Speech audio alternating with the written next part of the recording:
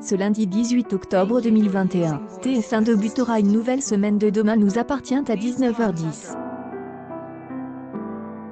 Chloé redoutera le pire pour Judith, qui a été enlevée par un mystérieux individu. Audrey signera son retour à cette et Louise sera menée à quitter précipitamment la France. Victoire relancera l'enquête de Sarah autour des disparitions d'Emily et Roxane. Quelques jours après Roxane, Raphaël Volkoff, Judith, Alice Verley, a été enlevée. Les deux jeunes femmes ont été kidnappées par le même individu. Dans les prochains épisodes, Judith redoute de mourir. La fille d'Elcourt, qui est diabétique, ne sait pas combien de temps elle peut tenir sans insuline. Parallèlement, Noah Joss, Tristan Jérôme, est toujours suspecte par la police. Raphaël, Jennifer Loret, est chargée d'assurer sa défense. Selon elle, ex-femme de Xavier, Charles Lelore, les enquêteurs n'ont aucun élément pouvant accréditer que Noah Joss est lié aux disparitions ayant secoué ces dernières semaines. Raphaël ne lésine pas sur les moyens pour obtenir la libération de Noah Joss.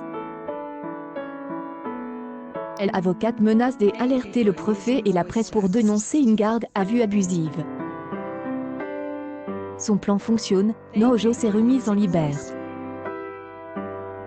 De son côté, Sarah, Camille Genot, est mise en quête de retrouver Asia, prénom murmure par Victoire, Solène Hubert, lors d'une de ses visions. Des recherches ont été tendues à toute la France, mais le succès escompté n'a pas eu lieu. Alors que des tensions apparaissent entre Chloé, Ingrid Chauvin, la mère de Judith, et Xavier, dont elle est ex-femme, et Raphaël, Victoire scelle définitivement la fin de son histoire avec Georges, Mayal et la Jaoui. Noah Joss signe son retour au Mans. Il y retrouve son grand-père, Yvan, Norbert Aberlich. Le jeune homme redoute qu'il ne soit déjà trop tard pour Judith. Yvan le réconforte et le rassure. Un peu plus tard, le ravisseur de Roxane et Judith se rend à l'endroit où les deux jeunes héroïnes de Demain nous appartient sont retenues en otage. Il prend soin d'une nouvelle fois maquiller et habiller Roxane. Son objectif est qu'elle ressemble le plus possible à Asia.